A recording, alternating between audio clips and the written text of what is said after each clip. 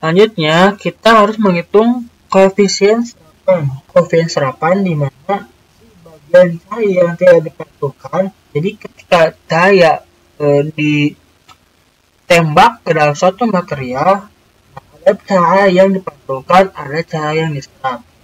Cahaya yang tidak dipantulkan itu dianggap sebagai cahaya yang diserap. Cahaya ini dikuadratkan buat mewakili efisiensi penyerapan cahaya dalam oleh material. Karena ini merupakan bagian tadi rumus dari Kobayashi gitu. Jadi kita saja K dan dalam kurung 1 dikurangi R untuk dikuadratkan pangkat 2.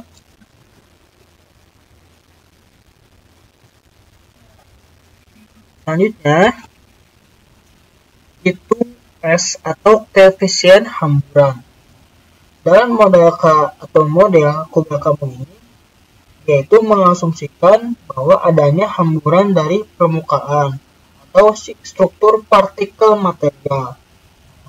Dengan menghitung S ini akan memberikan nilai untuk memperbaiki efek hamburan tadi dalam perhitungan agar hasil serapannya itu lebih akurat. Rumus S ini adalah 2 dikali R reflektansi. Jadi kita cukup mengkalikannya 2. Jadi S dengan 2 kali R. Coba klik.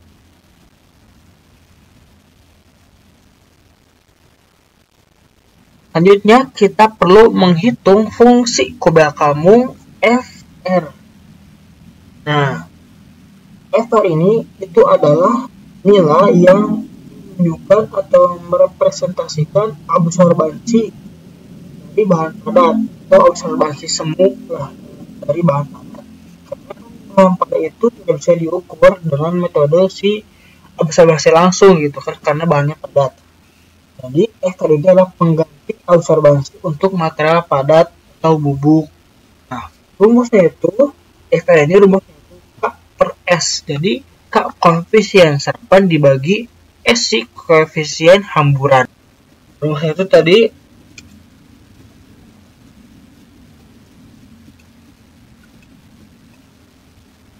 sama dengan K bagi S. Kita double klik. Selanjutnya, setelah Fr, maka kita perlu menghitung nilai Fr kali Hv pangkat 2 di mana sebagai sumber. Nah, kalau dalam transmisi optik atau penyerapan cahaya, untuk semikonduktor ini merupakan yang tadi direct band gap. Di grafik ini atau grafik dalam rumus Fr dikali Hv pangkat 2 ini, dimana lawannya itu Hv, nanti akan membentuk kurva linear di bagian tertentunya. Nah, pangkat 2 ini sesuai dengan tipe transisi elektron yang terjadi. Nah, rumusnya itu yaitu Fr kali Hv pangkat 2. Fr itu kan kita tadi sudah menemukannya, yaitu fungsi Kobayashi. Maka kita langsung saja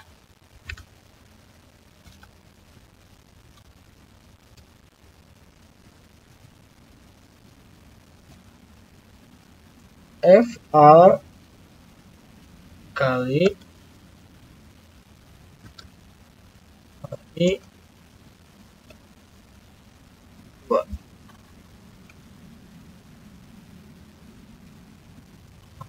kalau sama dengannya R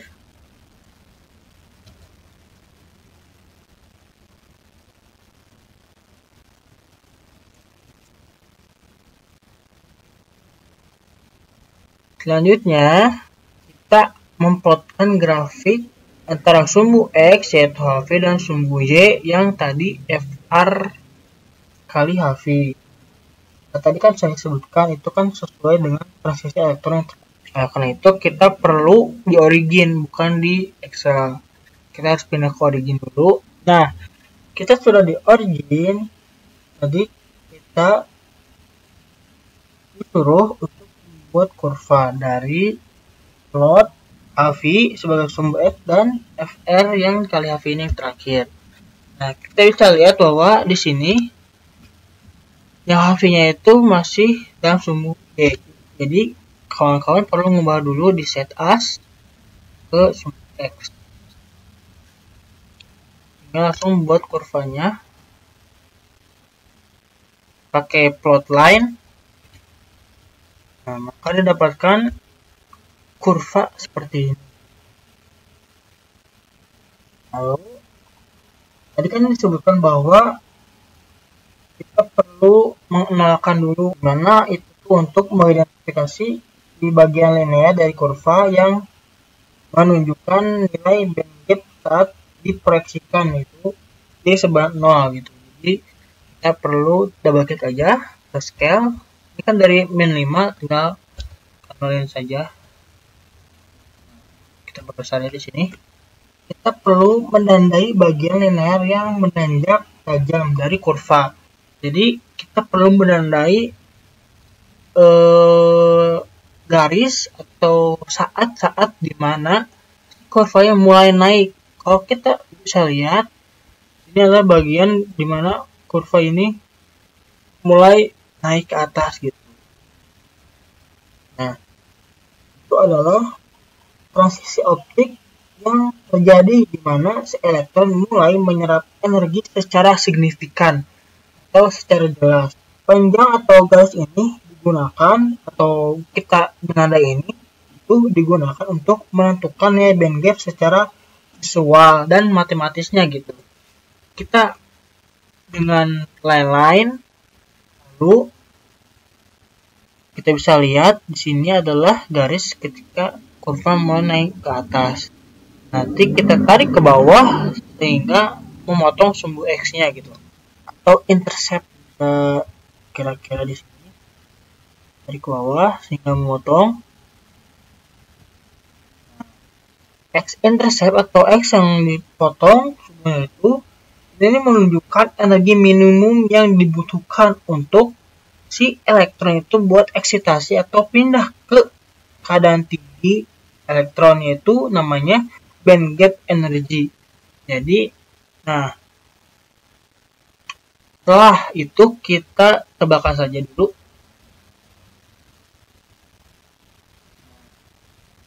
Karena kita perlu menentukan X intercept-nya, jadi kita pakai skin reader. Kita perbesar saja biar lebih jelas. Bagian intercept-nya atau pemotongan sumbunya kita tinggal tandai. Misalkan ininya mendekati 0, jangan sampai lebih dari 0 karena kan sumbu X kita dari 0. Nah, inilah data dimana X intercept-nya yaitu 3,04. Saya tandai, kita bisa copy aja. Di kanan, copy text, kita ke teks. Nih. Kita hapus aja yang Y-nya karena yang kita butuhkan sebagai bandgap energinya itu yang X. Nah, ini merupakan kurva bandgap. Nah, bandgap energinya sudah kita tentukan yaitu sekitar 3,48. Nah, kalau kita opsional, sebenarnya ada opsionalnya. Di opsional itu kita buat kurva panjang gelombang dengan persen X-nya, yaitu si reflektans dengan si wavelength-nya. Buat ini opsional aja, tambahan karena biar melihat data reflektasinya mentah yang digunakan gitu. Jadi supaya misalnya kalau buat di laporan untuk tahu bagaimana panjang gelombang dengan reflektansnya, kita buat saja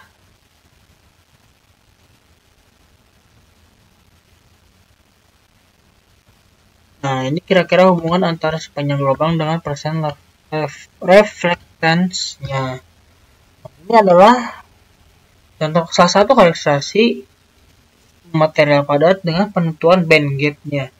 Kita bisa tulis saja karena ini kita menggunakan fungsi UBK-mu.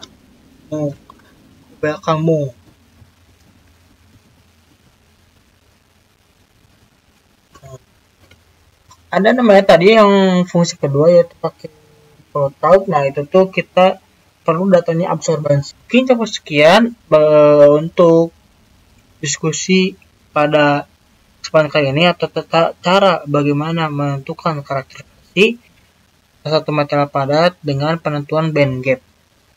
Assalamualaikum warahmatullahi wabarakatuh.